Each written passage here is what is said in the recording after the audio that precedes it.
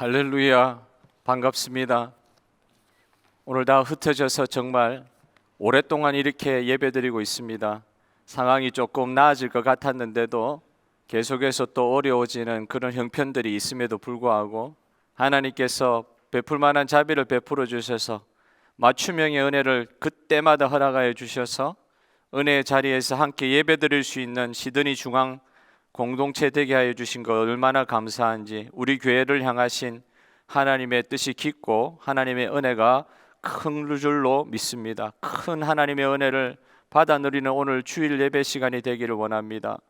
여러분, 오늘 어떤 상황이라도 장로님 기도하셨듯이 어떤 상황이라도 주님 앞에 기도드리고 찬양할 수 있는 특권을 주의 백성들이 받았지 않습니까? 이 특권을 하나님께서, 이 은혜를 세상 사람들은, 주님을 알지 못하는 사람은 속된 말로 죽었다 깨어나도 알지 못하는 이 은혜의 세계를, 이 특권을 저와 여러분에게 허락하여 주셨는데, 이 은혜의 특권들, 은혜의 방편들을 제대로 사용하지 못함으로 말미암아 하나님 앞에서 우리가 받아 누릴 수 있는 것이 그렇게 억천가지로 많음에도 불구하고 그것을 누리지 못하면 얼마나 안타까운 일입니까?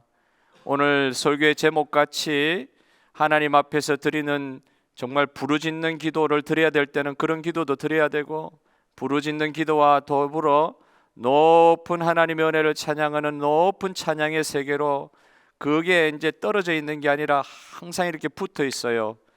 부르짖는 간절한 기도와 함께 오직 하나님만을 찬양하는 높은 수준의 찬양, 그게 항상 붙어 있더라고. 오늘 시편 기자의 말씀처럼 여러분, 오늘 그런 하나님께서 주신 은혜의 방편들을 이 코로나 상황에서도 충만히 누림으로 말미암아 실제 임하시는 하나님의 은혜, 과거의 은혜로 끝난 것이 아니고 그 누구에게 주신 은혜, 그냥 들어서 하는 은혜가 아니라 우리가 현재 누리고 지금 우리가 우리의 것으로 받아 누릴 수 있는 은혜의 방편, 기도와 부르짖는 기도와 높은 찬양의 자리로 이 어려운 코로나 상황 가운데서도 주의 백성들 인도하여 주실 줄 믿습니다. 그런 기도를 오늘 이 아침에 드리게 되는 것이죠. 여러분, 참 아버지 하나님께서 이 시편 66편을 우리에게 주셨을 때 많은 부분들을 우리가 생각하는데, 전반부에 어제 토요일 아침에도 생각했습니다만 전반부에 있는 1절부터 9절의 말씀만을 생각하면은 이건 이스라엘의 과거에 일어났던 하나님의 이스라엘 백성에게 베풀어 주셨던 구원의 역사, 홍해를 가르는 역사, 기적과 같은 역사, 그것에 대해서 너무 감사하고 참 열방과 온 땅 만민들에게 이 땅들아, 창조물들까지도 나와 같이 한번 찬양할 수 없겠느냐 하면서 찬양을 요구하는 그런 부분으로 시작하고 있잖아요. 온 땅아, 만민들아 찬양하라. 무엇을 찬양합니까? 이유가 있어서 찬양하는 거예요. 어떤 이유가 있습니까? 하나님께서 그의 백성들을 기적으로 구원하여 주셨다. 하나님께서 보호하여 주셨다. 하나님께서 지금까지도 붙들어 주셨다. 실족하지 않게 하여 주신다. 과거에 하나님께서 이스라엘 백성을 홍해에 가르는 기적과 같이 보호해 주신 것 같이, 인도해 주신 것 같이, 오늘 그 민족, 그 나라 백성들도, 온 만물들도 하나님께서 이렇게 붙들어 주셔서 실족하지 않게 하여 주신다. 보호하여 주신다. 이걸 이제 찬양하고 있는 내용이 전반부의 내용이거든요. 그러니까 과거에 참 들었던 은혜잖아요. 홍해에 관한 사건, 자기가 경험한 게 아니란 말입니다. 조상들로부터 들었던 이야기입니다. 하나님께서 과연 그렇게 하셨기 때문에 이스라엘 백성이 지금 가나안 땅에 살고 있다는 거, 그거 알고 있는 거예요. 그러나 홍해가 갈라지는 기적은, 기도 가운데 하나님께서 응답으로 주셨던 그 기적은 자기의 것은 아니었어요. 그래서 찬양하는 그 찬양이, 열방을 향해서 찬양하라고 외치는 그 찬양이, 아, 이게 옛날에 과거에 경험했던 이것에 대한 역사적 사실에 대한 그 감격이 있어가지고 찬양하는 그 정도로만 생각을 했는데, 아니나 다를까 10절부터 넘어오니까 이게요, 이 하나님께서 이스라엘 나라에 행하신 그 은혜에 대한 감격으로 말미암아 찬양하는 정도가 아니라, 이런 감격의 찬양을 할 수 있었던 이유가 있다는 게 드러나고 있어요. 남의 이야기가 아니더라도 조상도 남이잖아요. 남의 이야기가 아니라 내 이야기가 되는 과정이 있었다는 것을 오늘 시편 10절부터 보게 됩니다. 66편 10절부터 보게 됩니다. 여러분, 하나님이여 주께서 우리를 10절 한번 보십시오. 하나님이여 주께서 우리를 시험하시되 우리를 단련하시기를 은을 단련한 같이 하셨다. 찬양이 나오기 전에 그가 이스라엘 백성들 그 애굽에, 나중에 다른 시편에 보면 애굽의 상황을 풀무불의 시험의 상황이었다고 시편 기자가 다른 시편에서 이야기하는 장면이 있거든요. 그와 마찬가지로 애굽에서 풀무불의 시련을 겪고 홍해 앞에 딱 다다랐을 때 이제 완전 죽기 일보 직전에서 하나님 앞에 부르짖는 기도를 통하여 홍해를 가르시는 하나님의 은혜의 역사를 체험했던 이스라엘 조상들의 믿음을 기억함과 동시에 자기도요, 옛날에 그 조상들이 그렇게 큰 기적의 은혜, 우리 주님께서 기적을 베푸시죠. 할렐루야, 주님 기적을 베푸실 수 있는 분이십니다. 그 조상에 관한, 내 믿음의 조상들에 관한 그 정말 무용담과 같은 간증들 우리가 많이 듣잖아요. 그런데 그게 남의 이야기요, 내 이야기가 아닙니다. 정말 피눈물 나는 풀무불의 연단을 통해서도 하나님께서 죽이시는 게 아니라 홍해를 가르시는 기적을 베푸셔서라도 그의 백성을 구원하신, 그게 남의 이야기고 내 믿음의 조상이 이야기였는데 이 시편 기자가 그걸 감격해서 이야기하는 줄 알았는데 오늘 10절 보니까 그런 게 아니에요. 자기도 그런 풀무불에 은을 연단하는, 불순물을 제거하죠. 은을 재련하고 이럴 때, 금을 재련하고 할 때 불순물을 재련하기 위해서 얼마나 뜨거운 풀무불 가운데 그걸 녹입니까? 광석을 녹입니까? 은광석을 녹이고 철광석을 녹이고 금광석을 녹여가지고 불순물을 다 제거하기 위해서 얼마나 높은 순도의 높은 열기를 가합니까? 풀무불 속에서 연단하여서 은이 마침내 나오듯이 그렇게 어려운 연단의 과정을 통하면서 시험을 하나님께 오죽하면 하나님께서 시험하셨다고 이야기하겠어요. 여기서 시험은 마귀가 시험하는 그 템테이션이 아닙니다. 하나님께서 그의 백성들을 은으로 순금으로 정련하고 재련하시기 위하여서 주시는 풀무불의 연단, 이것은 테스트예요. 이건 템테이션이 아니에요. 하나님께서 그의 사랑하시는 백성들에게 주시는 은혜가 큼에도 불구하고 그들을 하나님의 신비한 계획에 따라 연단의 상황 가운데, 시험의 상황 가운데 몰아넣으셨을 때 이 시편 기자가 정말로 어려운 과정을 겪었던 것 같아요. 11절 12절에 연단의 상황에 대한 구체적인 내용이 나옵니다. 11절 한번 보십시오. 어떤 내용입니까? 우리를 끌어 그물에 걸리게, 다른 번역에 보면은 감옥 속에 쳐넣었다 이런 표현이 있어요. 다른 번역에는 또 그렇게 나와 있어요. 우리를 끌어 그물에 걸리게 하시며 어려운 짐을 우리 허리라기도 하고 어떤 번역에 보면 등에 큰 짐을 지고 가야 되는 이런 상황뿐만 아니라 세 번째 12절에 뭐라고 되어 있습니까? 사람들이 우리의 머리를 타고 가게, 이게 어떤 표현인지 학자마다 다르게 해석을 하는데 어쨌든 사람이 우리를 짓누른다, 발로 그의 머리를 짓누르고 지나가는 거예요. 완전히 그냥 박살이 날 정도로 그냥 우리를 머리를 타고 그냥 온 사람들이 전부 다 나의 적대자가 돼가지고 내 머리를 발로 밟고 지나간다고 생각해 보십시오. 이게 보통 어려움이겠습니까? 우리가 여기 나옵니다. 불과 물을 통과했더니 이 풀무불이라는 게 재련할 때 어떻게 합니까? 불로 태우기도 하지만 깨끗한 걸 이렇게 굳히기 위해서 물을 또 통과하기도 하죠. 불과 물에 풀무불과 같은, 정말 진짜 하롯불에 풀무불에 들어간 것 같은 그런 시험 가운데 제가 있었습니다.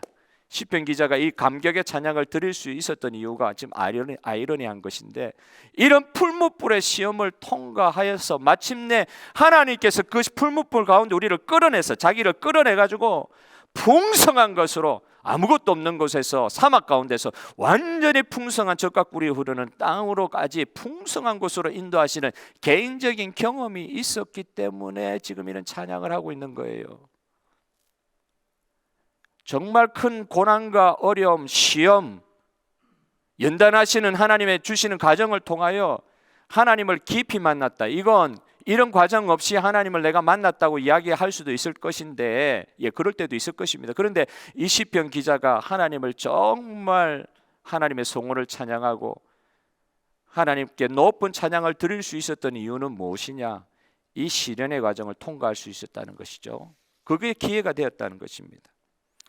여러분, 린던 존슨 대통령이라고 아시는지 모르겠는데, 미국의 케네디 이후에 케네디가 대통령으로 있다가 텍사스 방문했을 땐가 암살을 당하잖아요.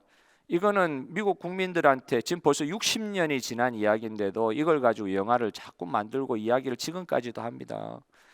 대통령이, 그러니까 아마 생방송이 되고 있었는 것 같은데, 차를 타고 이렇게 순시를 하고 이렇게 가고 있는데 총을 맞아가지고, 머리에 총을 맞으셔가지고 그 자리에서 즉사는 아니고 병원에 옮겨갈 때까지는 숨이 붙어 있었다 그러더라고요. 완전히 즉사하는 상황이죠. 그냥 머리에 바로 그냥 총을 맞았으니까. 그 옆에 있는 아내가 막 대통령을 안고 하는 장면을 전 국민이 그냥 텔레비로 다 보는 가운데 그런 일이 일어났어요. 얼마나 큰 시련이에요. 1963년 11월 22일 60년이 거의 지나간 이야기인데, 그 뒤에 어떤 일이 있었느냐? 린던 존슨 부통령이 승계를 받는 거거든요. 대통령 승계를 받는 거예요. 그런 유고 상황이 생겼기 때문에. 거기에 유명한 사진 하나가 있는데 굳이 제가 가져오지는 않았습니다만, 그 사진을 보면, 남아있는 사진을 보면, 제가 처음에는 왜 인오규레이션, 대통령 취임하는 것을 보니까 어느 방에서 이렇게 하는 사진인 것 같더라고요. 흑백 사진인데 방에서 이렇게 인오규레이션 하는 줄 알았는데, 알고 보니까 그게 아마 텍사스에서 급히 워싱턴으로 돌아가는 비행기 안에서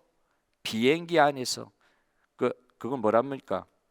대통령이 타는 에어포스 원, 그 비행기 안에서, 방과 같이 생긴 그 방 안에서, 비행기 방 안에서, 성경도 없어가지고 케네디는 가톨릭 신자여가지고 아마 성경도 제대로 안 읽었던가 봐요.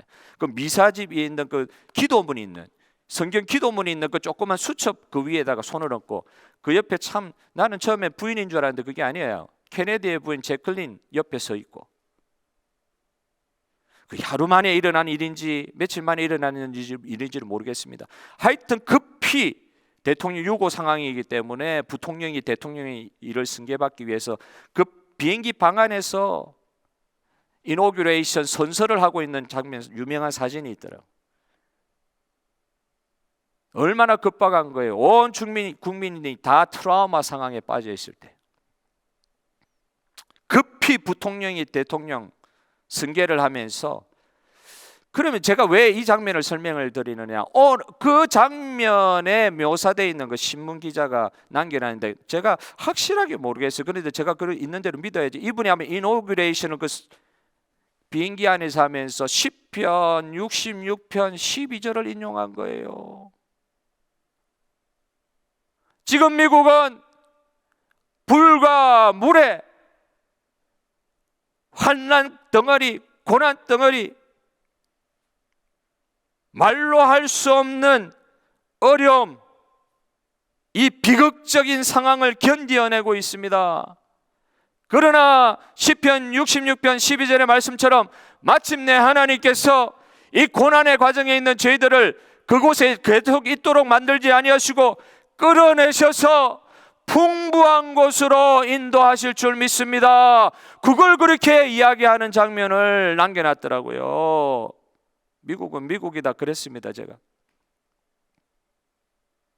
부족함이 많은 나라지만 대통령 이노규레이션 할 때마다, 취임식 할 때마다 성경을 왼손에 올려놓고 자기 아내가 아마 올리는 것 같아요.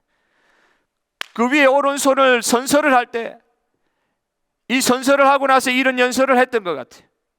시편 66편 12절의 말씀 인용을 하더라고요. 여러분, 오늘 이 시대에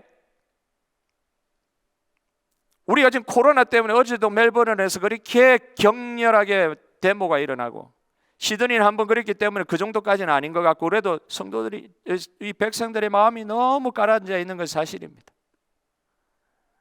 코로나가 모든 이슈를 다 삼켜버릴 만한 큰일임에도 불구하고 사실 요 며칠 사이에 코로나를 압도하는 소식이 있었잖아요. 아프간 소식.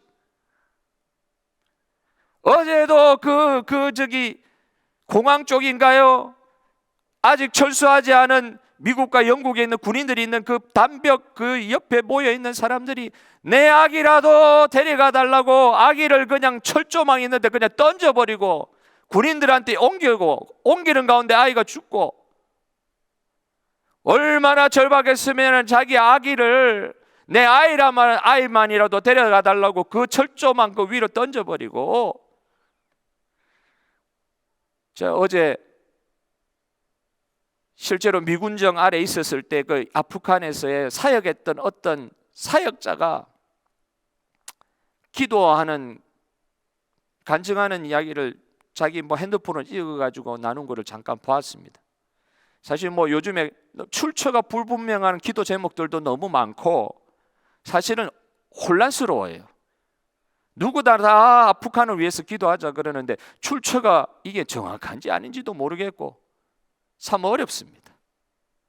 그러나 그런 것들 다 제쳐놓고 그 화면에 나온 그 상황만 우리가 좀 보고, 그런 사역했다고 하는 사람의 그 사역의 상황에서 자기가 그렇게 전도했던 형제 자매들에 관한 이야기를 눈물을 흘리면서 이야기하는데 사실이라고 생각하고, 미국 어느 사역자인 것 같더라고요. 이 너무 어려워가지고 상상을 초월하는 어려운 가운데 있다 보니까 코로나로 우리가 어려운 거는 다 도매급으로 이렇게 묻히듯이 그 정도 우리 어려운 상황을 지금 보고 있잖아요. 린던 존슨이, 그리고 그 당시에 케네디가 대통령이 암살될 때에 미국 국민들이 겪었을 그런 고통과 아픔들, 오늘 이 시대에 사람들이 겪고 있는 문제의 실체마저도 규정하기도 어려운 혼란 가운데서 겪어내고 있는 모든 사람들의 이 어려움들, 이 고난들, 이걸 통해서 아버지 하나님께서 새로 선서를 하고 대통령이 되는 대통령이 그 아버지 하나님의 마음을 이 말씀을 통해서 받아가지고 그런 어려운 가운데서도 이 큰 고통을 겪었지만은 결국 물과 불에서 건져내셔서 풍부한 것으로 인도하실 하나님을 소망하면서 선서하고 있는 이 대통령의 마음이 그 사진을 통해서 좀 느껴지더라고요. 이 시편 말씀을 묵상하면서. 여러분, 하나님께서 우리를 테스트하시면서 시험거리를 준다고 하셨을 때 우리 눈으로는 이런 일이 일어나는 이 하나님 계시냐 이런 정도의 어려움이라 할지라도 여러분, 우리의 믿음에서 결코 후퇴하지 않고 이 상황도 주님께서 주관하고 계시고 이런 시험의 상황 가운데서도 마침내 우리를 끌어내어 풍부한 것으로, 풍성한 것으로 인도하실 아버지 하나님의 뜻이 있다는 것을 믿음으로 선서하듯이 고백하는 저와 여러분 되시기를 주님의 이름으로 축복합니다. 아버지 하나님께서 그런 믿음을 테스트 가운데, 불과 물에 풀무불의 시험 가운데서도 우리 모든 백성들에게 허락하여 주시기를 원합니다. 아까 말씀드렸지요. 조상들이 홍해 앞에 애굽의 그 풀무불의 고난 가운데 조상들이 그 무용담으로 이야기하는 그 가운데서 해결받았다, 구원받았다는 그 무용담과 같은 이야기를 듣고 그런가 보다 하는 게 아니라 내가 이 시간 겪고 있는 이 고난의 상황을 통해서 하나님께 대한 실체적인 믿음을 붙들 수 있는 시간이 되기를 원합니다. 남의 믿음이 아니라, 남의 간증이 아니라, 남의 경험이 아니라 오늘 내가 이런 상황 가운데 내 믿음, 내 기도, 내 찬송으로 확보할 수 있는 시간이 되기를 원하는 것입니다. 우리 하나님께서 이런 시험을 주실 때, 허락하실 때, 허용하실 때 이건 그 뜻이 없어서 이렇게 주신 게 아니란 말이에요. 이걸 통해서 하나님께서 끌어내 주시는 그런 과정, 이 끌어내 주시기 전에 어떤 정도까지 시인의 모습이 지금 표현되고 있습니까? 오늘 세 가지 정도 볼 수 있는데, 이 시인은요, 이 너무 어려우니까 기도하지 않았겠어요? 기도하는 가운데 3절, 5절, 16절, 오늘 16절의 말씀, 이 가운데 뭘 발견했냐면 이런 어려운 가운데 풍성한 것으로 끌어내시는 하나님을 발견하는데, 이게 구원하신 하나님이란 말이에요. 나의 삶에 구원을 베푸신 하나님에 대한 그런 마음, 그런 체험들을 하게 되는 것인데, 하나님이 그 어려운 가운데서도 내 가운데, 내 삶 가운데 행하신 일을 와서 보고 들으라. 세상 사람들이요, 온 열방이요. 5절 16절에 똑같은, 5절에는 와서 보라 그랬는데 16절에는 와서 들으라 이렇게 말씀하시잖아요. 와서 보고 들으라. 자기가 지금 체험한 하나님, 이 완전한 시험 가운데 빠져나올 수 없을 줄 알았는데, 하나님께서 이 가운데 나를 구원하신 이 기적과 같은 일, 엄청난 일, 위대한 하나님의 하신 일, 이걸 좀 보기를 원한다. 이게 자기 체험이 이제 있는 거예요. 자기 체험이, 옛날 조상들의 체험이었는데, 이 어려운 가운데서, 이제 풀묶음 가운데서 하나님께 간절히 기도하는 그런 과정을 거쳤겠죠. 그러면서 체험한 게 생겼단 말이에요. 그래서 하나님을 볼 때, 그전에도 그렇게 이야기했는지 모르겠지만 3절, 5절, 16절에 보면 어미하신 하나님, 어미하신 하나님, 하나님을 찬양할 때 어떤 하나님을 찬양하느냐? 어미하신 하나님, 매그니피카트, 매그니피션트. 나중에 좀 이야기하겠지만은 매그니피카트, 어미하신 하나님, 장엄하신 하나님. 하나님, 그전에도 하나님을 내가 믿고 하나님께 기도하고 찬양했지만, 그런 어려운 과정을 통과하면서 하나님께 기도하면서 또 하나님께서 나를 끌어내시는 그런 정말 기적의 체험을 체험하고 나서 하나님을 부를 때 뭐라고요? 어미하신 하나님, magnificent, 장엄하신 하나님, 말로 다 설명할 수 없는 높으신 하나님. 전에 다 말씀드렸는데, 여러분, 자연을 보면서도 중년의 남자들이 울더라고요. 저는 미국에 있으면서도 그 조금만 가면 한 대여섯 시간 운전만 하면 갈 수 있는 데를 못 가봤어요. 그랜드 캐년. 그랜드 캐년에 가면 뭐 이렇게 헬리콥터로 그 그랜드 캐년을 투어하는 그런 프로그램이 있는가 보죠. 중년의 남자 몇 명이서 그 헬리콥터를 타고 그랜드 캐년을 돌아보는데, 와, 좋다, 와, 신기하네, 이 정도 표현이 아니라, 어느 유명한 코미디언인데요, 코미디언 개그맨 출신의 어떤 연예인인데, 그가 그 헬리콥터를 타고 가면서 그랜드 캐년을 보면서 이런 말 하는 거예요. 장엄하다. 그리고 나서는 그냥 그 말만 한 게 아니라 눈물을 뚝뚝뚝뚝 흘리는 거예요. 경치 하나를 봐도요, 눈물 흘립니다. 대자연 앞에서 한없이 초라해지고 작아진 자기 모습을 보면서, 저는 알기로 그 사람이 예수 믿는 사람인 걸로 알고 있는데, TV는 그런 걸 표현 못 하겠지만 저는 그 사람이 예수 믿는 사람인 걸 알고 있으니까, 저 사람이 자연을 보면서 하나님을 보는구나, 그런 느낌을 가졌어요. 장엄하다, 경이로워서 눈물이 난다. 자연을 보면서도 눈물 흘리더라고요. 뭐 중년이 돼가지고 호르몬 작용이 많이 생겨가지고 여자 같아져가지고 남자들이 막 눈물 흘린다 그런다는데, 그런 눈물이 아니었어요. 제가 볼 때는 그 눈물 흘릴 상황이 아닌데 눈물을 뚝뚝 흘린다. 그것만 봐도 눈물 흘린단 말이에요. 그런데 이 시인이 매그니피션트, 어미하신 하나님, 나에게 이 기적과 같은 일을 행하신 하나님을 바라보면서, 그전에는 남의 무용담 듣듯이 어미하신 하나님에 대해서 그냥 남한테 들어가지고 이야기하는 것이, 어려운 일을 겪기는 했지만 이 어려운 일을 통해서 하나님께서 나를 구원하시고 구출하시고 풍성한 것으로 옮기시는 실제적인 체험하는 일을 체험하는 일 이후에는 자기가 믿는 하나님의 그 어미하심을 손을 들고 찬양하고 하나님을 생각하면 할수록 눈물 흘릴 수밖에 없는, 자연을 보면서도 눈물 흘리는데, 저와 여러분이 믿는 하나님, 그 자연을 만드신 하나님, 나를 진토에서 끌어내셔서 구원을 베푸신 하나님을 생각하면 눈물이, 감격이 끊이지 아니하는 이 시인의 찬양할 수밖에 없는 이 상황을 오늘 이 시편 66편을 통해서 저와 여러분이 발견해야 될 줄로 믿습니다. 눈물이 말라버렸습니까? 하나님이 어미하다 그러는데 이게 남의 이야기입니까? 어느새 그때의 감격들이 다 사라져 버렸습니까?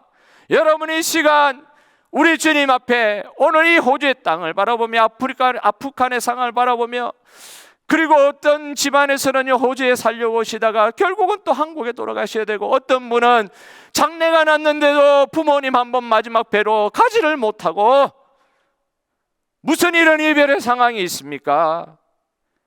말로 다 할 수 없는 생활고로 병고로 정말 진토에서 헤매는 풀무불의 연단의 상황을 견뎌나가고 있는 하나님의 백성들, 여러분, 그 모든 백성들이 오늘 이 시편 기자가 체험한 어미하신 하나님을 만나고 모든 문제 해결받는 은혜를 받으시기를 원합니다. 그래서 주님을, 어미하신 하나님을, 장엄하신 하나님을 찬양하며 간격하며 눈물을 흘릴 때에 눈물을 흘리게도 하시지만 그 고통의 과정 가운데서도 눈물 흘리심으로 고통의 상황에서 또 끌어내서 풍성으로 옮기시는 역사까지 일어날 수가 있는 것입니다.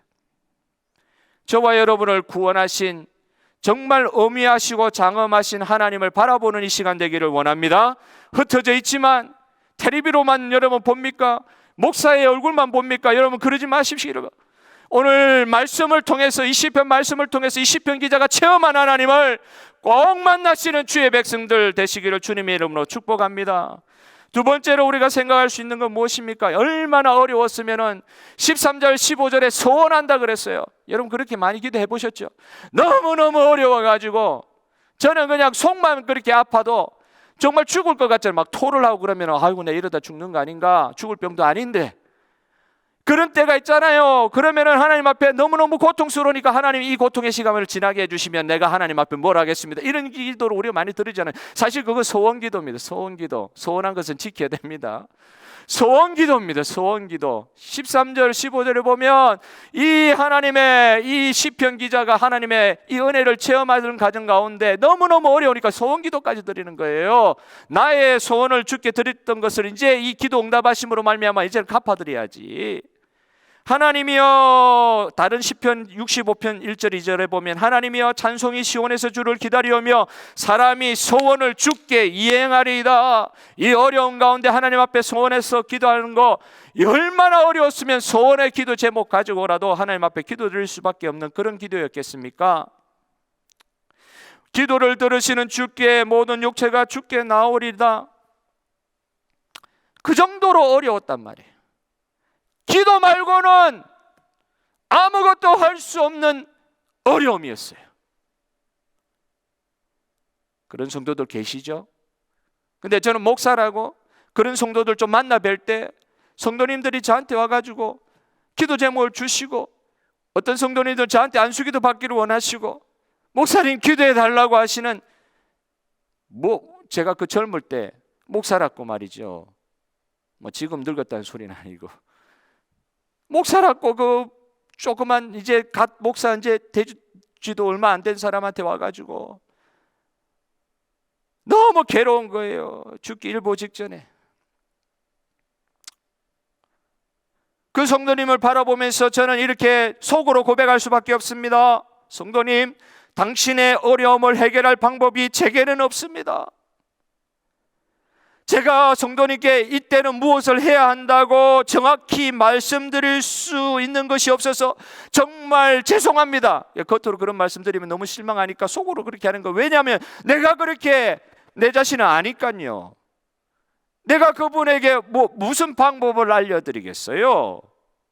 그냥 어줍지 않게 기도하시면 됩니다, 이렇게 합니까? 그분을 위해서 간절한 마음으로 내가 손을 얹어 그들을 위해서 기도할지라도 하나님 앞에서 기도하는 제 마음의 심정은, 하나님, 이 성도의 어려움을 해결할 방법이 제게는 없습니다, 주님. 그러나 하나님께서는 이분의 기도를 들으시고 응답하실 수 있는 하나님인 줄 믿습니다. 하나님께서 이 기도를 들으셔서 응답하여 주실 줄 믿습니다. 하나님, 이 절박한 상황에서 드리는 이 기도를 들으시고 응답해 주실 주님을 믿습니다. 안 믿어지는데도, 믿을 수 없는 형편에도 기도를 그렇게 하라고 하셨으니까 저는 그 기도를 하라고 하신 하나님 명령에 따라서 그렇게 기도합니다. 하나님, 다른 어떤 것으로는 이 상황을 해결할 수 있는 방법이 없는데, 기도밖에 없는 줄 아는데 주님 우리의 기도를 들으시고 응답해 주실 줄 믿습니다. 그 형제자매의 손을 잡고 부여잡고 그를 안아주면서 가슴으로 통곡하며 기도했던 기억들이 납니다. 하나님께서 우리 기도를 응답해 주실 거라는 믿음, 이건 뭘 말하느냐? 하나님께 나의 전 존재를 드리고 싶습니다. 주님, 내가 이 상황까지 왔는데도 내 거 주장하겠습니까? 하나님 말고 다른 어떤 걸 붙들겠습니까? 세상 사람들은 다른 어떤 거 부여잡고 끝까지 있지만, 그래도 예수로 말미암아 구원받은 사람은 다른 방법이 없다는 거 딱 알 때는 하나님께만 와야 되는 거 아닙니까? 주님 예수 그리스도로 은혜로 구원받은 존재들이 이런 상황을 딱 만났을 때 나의 기도를 응답해 주실 하나님만 바라보고 나갑니다 할 때, 그게 다른 말로 뭡니까? 나의 전 존재는 하나님의 것입니다. 하나님 것입니다. 하나님 뜻대로 하여 주시옵소서. 이게 번제 아닙니까? 오늘 소원한 자가 번제를 드린다 그랬는데, 13절에 12절에 번제 드린다고 그랬는데, 소원을 갚는다고 했는데, 이거 아닙니까? 나의 전 존재를 드립니다. 번제의 특성이 그런 거예요. 가죽만 남겨두고 모든 것을 다 태워가지고 하나님 앞에 제사 드린 걸 번제라 그럽니다. 나의 전 존재는 당신 것입니다. 소원을 그렇게 한다는 거예요. 소원의 마음이 그런 것입니다. 소원을 그렇게 한다는 거예요. 나의 전 존재는 당신 것입니다. 특별한 기도죠. 그 정도의 어려운 상황 가운데 그런 특별한 기도가 나올 수가 있는 것이죠. 그러면서 여기 시편 기자가 딱 붙들고 있는 게 하나 있어요. 18절에 보면은 이런 내용이 나와요. 내가 나의 마음에 죄악을 품었다면 주께서 듣지 아니하시리라. 자기 마음에 죄악을 품지 않았다는 말도 있는데, 다른 시편에 보면 65편 3절에 보면은 죄악이 나를 이기어 싸우나 우리의 죄를 사하여 주셨도다. 죄악이 나를 덮치는 순간이 있었다 할지라도 내가 죄지었습니다. 그런 상황이 있었다 할지라도 주님이 우리 죄를 사하여 주시노라. 이 회개의 기도의 제목을 딱 붙여놓고 있어요. 하나님 앞에 어떻게 나아갔느냐, 이런 고난의 상황 가운데 우리가 기도하는 거, 이 시편 기자의 기도를 통해 가지고 하나 유념해서 생각할 부분이 있습니다. 여러분, 제가 한번 질문을 던져 드릴게요. 하나님께서 제일 확실하게 응답하시는 기도가 무엇이라고 생각하십니까? 저와 여러분이 하나님 앞에 기도를 드리는데 어떤 기도를 제일 확실하게 응답하실 것 같으십니까? 시인은 오늘 66편의 시인뿐만 아니라 65편의 시인도 동일하게 그 기도를 드리고 있어요. 어떤 기도가 확실하게 하나님께서 응답하시는 기도냐? 우리의 죄를 용서해 달라고 하는 회개의 기도를 하나님께서 확실하게 응답하신다. 병이 있습니까? 어려움이 있습니까? 어떤 형태의 고난의 상황을 거치고 있으십니까? 내가 뭐 바라는 게 있습니까? 어떤 거를 하나님 앞에 구하는 그런 소원의 기도 제목이 있습니까? 동시에 어떤 기도를 드려야 되겠단 말이죠? 회개의 기도를 주님 앞에 드릴 때, 회개하는 기도, 나의 죄를 사하여 달라고 하는 그 기도는 하나님께서 확실하게 응답하여 주십니다. 여러분 믿으시기를 바랍니다. 어떤 기도를 확실하게 응답하신다고요? 회개하는 기도. 왜요? 예수 그리스도께서 이 모든 기도를 가능하게 하셨기 때문에. 여러분 예수님 믿으십니까? 그러면 예수를 이름으로 말미암아 우리의 죄를 하나님 앞에 올려드리며 회개하는 기도 가운데 이 모든 문제가 해결되는 은혜의 역사들도 다 체험하는 저와 여러분 되었으면 좋겠습니다. 뭘 지금 소원해야 될 기도의 제목이 있다 할지라도 빠져먹지 말고 기도해야 될 게 있어요. 나의 죄를 주님 앞에 내어놓고 회개하는 기도의 자리로 가기를 원합니다. 그게 가장 주님께서 확실하게 응답하시는 기도라는 거예요. 마지막으로 여러분, 사랑하는 성도 여러분, 오늘 우리가 기도의 제목으로 잡은 것처럼 오늘 17절에 나오는 바 어떤 기도입니까? 나의 입으로 부르짖으며 나의 혀가 높이 찬송하였도다. 이런 기도의 제목, 기도의 형태, 찬송의 형태가 나오잖아요. 얼마나 영혼의 강한 목마름을 가지고 하나님 앞에 부르짖고 하나님 앞에 찬송을 그냥 찬송이 아니라 높은 찬양을 드린다. 그 말은 아까 방금 말씀드린 것처럼 내 전 존재를 걸고 찬양을 드린다. 나의 찬양이 된 거예요. 고난을 통해서 나의 찬양이 된 거예요. 오늘 예배 전에 우리 찬양을 했습니다만 땅끝에서 주를 배우리, 양영자 선교사님이 이 찬송을 하는 걸 제가 현장에서 이제 같이 나누었는데, 몽고 선교사로 갔잖아요. 탁구 영웅이었는데 목사님 남편하고 결혼해가지고 몽고 선교사로 가신 분이었는데 이 찬송하더라고요. 땅끝에서 주를 배우리, 땅끝에서 주를 배우리. 땅끝에서 이 어려운 가운데서도 주를 찬양하리, 영광의 주 곧 오실 걸 바라보면서 찬양할 때 제 개인적으로 굉장히 큰 은혜를 받았습니다.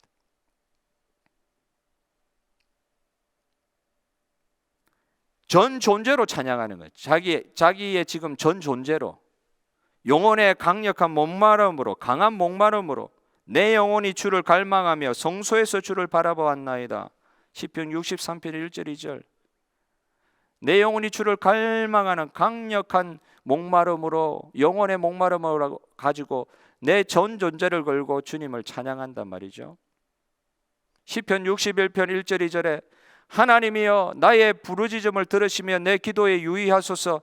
내 마음이 눌릴 때에 얼마나 큰 고통 가운데, 아까 시편 66편에 나오는 그 말씀처럼 사람들이 내 머리 위로 밟고 지나갑니다. 그런 외부적인 어려운 고난만 있는 게 아니라 내 마음이 완전히 눌려가지고 마음마저 눌려버렸어요. 완전히 죽게 되었어요. 그런 상황 가운데 하나님이 나의 부르짖음을 들으시며 내 마음이 눌릴 때에 땅끝에서부터 주께 부르짖는다 그랬습니다. 땅끝에서부터 주께 부르짖는다. 이 호주 땅 북반구에서 모든 일의 역사들 거의 다 지금 지구의 일반적인 역사들 다 북반구에서 일어나고 있습니다. 이 남반구의 제일 끝에, 이 호주 땅에서 어떤 면에서 북반구에 사는 사람들 입장에서 우리는 남반구에 제일 땅끝에 있는 사람인지도 모르겠어요. 땅끝에서 내가 부르짖습니다. 주님, 내 마음이 눌릴 때에 땅끝에서 주께 부르짖습니다. 특별한 위기를 경험하여서 내 마음마저도 완전히 눌릴 때에 성령께서 주신 말씀으로 오늘 이 시편 61편의 말씀 받은 어느 분이 이런 체험을, 이런 간증을 하더라고요. 내가 호주에 출장 갔다가, 호주에 출장 간 그곳에서 일은 지금 미국에서 벌어지고 있지만 호주에 출장 간 일주일 동안 이 말씀 붙들고 내 마음이 눌릴 때에 얼마나 어려웠으면, 떠나가도 출장 와 있어도 온전히 마음은 거기에 다가가 있는 거예요. 문제가 막 산적해 있는 미국 땅에 다가가 있는데도 땅끝에 호주에 와가지고 기도를 하는데 내 마음이 그렇게 눌릴 때 땅끝에서부터 주께 부르짖었다. 땅끝에서 주를 부르짖을 때 그런 마음이죠. 고린도후서 11장 28절에 이 외에 일은 고사하고 아직도 날마다 내 속에 눌리는 일이 있다. 사도 바울이 항상 눌렸다. 뭐 눌렸느냐? 그 모든 교회를 위하여 염려하는 것이라. 교회 생각하면 매일 눌리는 거예요. 하나님의 백성 교회 생각하니까 날마다 눌리는 거예요. 그게 풀무불인 거예요. 바울도 어느 지역에 선교하러 또 가서도 자기가 개척한 교회 보면서 눌리는 걸 가지고, 어느 교회에 대한 소식을 듣고는 또 아파가지고, 너희들이 약하면 내가 약하지 아니하며 너희들이 실족하면 내가 애타지 아니하였더냐. 주님의 교회 생각하니까 눌리는 거예요.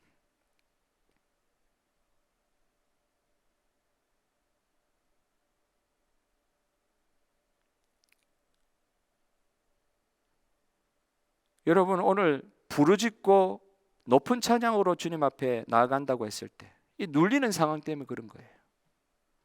부르짖을 수밖에 없어요. 여러분, 집에서 기도하시고 이럴 때 부르짖으면 또 큰일 날까 싶어서 부르짖지는 못하시는 분 계실 텐데, 부르짖어야 될 때는 부르짖고, 혹시 상황이 그렇게 안 되면 읊조르기라도 하시면서 마음은 부르짖으십시오. 부르짖고 기도해야 될 때 기도 못하는 이것도 정말 아픈 이야기입니다. 높은 찬양, 나의 전 존재를 들여서 찬양하는 그런 상황이어야 되는데 다른 사람의 찬양을 듣고 있으면 그것도 아픈 일입니다. 지금은 은혜 받을 만한 때요, 지금은 구원의 때라고 했을 때 교회 시대입니다. 교회 시대. 교회를 생각하면 눌리는 거예요. 그때 부르짖어야 되는 거예요. 코로나 상황 가운데 우리가 예배도 지금 흩어져서 디아스포라로 드리고 있습니다. 부르짖어야 할 때입니다. 새벽기도 저하고 신 목사님 이렇게 나와서 예배드리고 있는데 몇 분이라도 나와서 예배드릴 때는 큰 소리로 기도를 못하다가 요즘에는 소리를 막 지릅니다. 그거 보려고 오시지는 마시기를 바랍니다.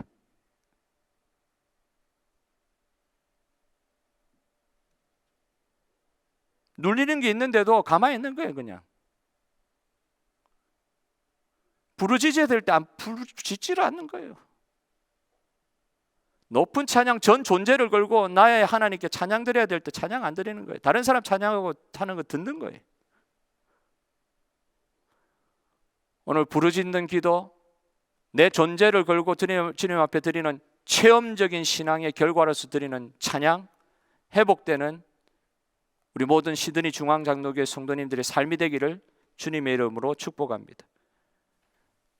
마그니피컷라고 이야기하는데 마리아가 누가복음 1장 46절부터 47절까지 처녀가 잉태하여 아들을 낳으리니 15도 안 된 여자애한테 와가지고 천사가 남자를 경험하지 않은 그 여자애한테 와가지고 너 아기 낳을 것이다 이야기하는데 남의 일이라고 그렇게 쉽게 생각할 부분이 아니죠. 눌리는 정도가 어떻습니까? 근데 이 어린 마리아가 드린 찬양이 있습니다. 반주해 주십시오.